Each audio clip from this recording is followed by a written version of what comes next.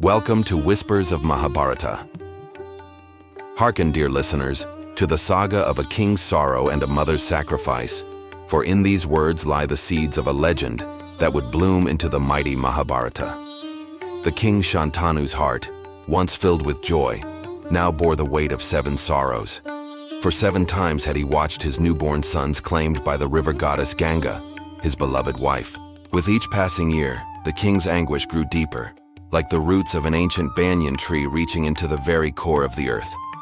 The palace halls, once filled with laughter, now echoed only with the mournful sighs of a father bereft. Yet, even as despair threatened to consume him, Shantanu found himself unable to break free from the enchanting presence of Ganga, her beauty as eternal as the flow of her namesake river.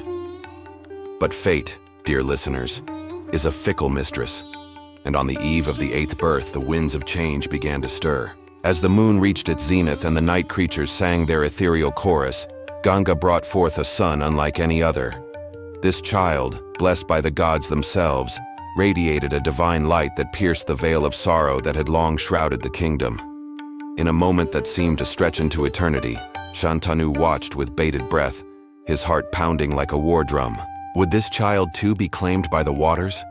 But lo, Ganga, her eyes shimmering with a mother's love and the wisdom of ages, did not move towards the river.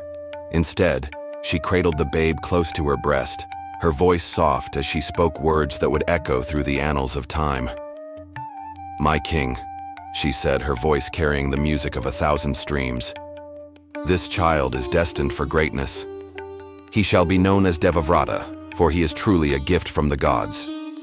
With these words, Ganga placed the infant in Shantanu's trembling arms. As the king gazed upon his son's face, he saw reflected there not just the hope for his dynasty, but the promise of a future that would shape the very destiny of Bharatavarsha. And so, dear listeners, was born Bhishma, the one who would take a vow that would shake the heavens themselves. But that, as they say, is a tale for another time.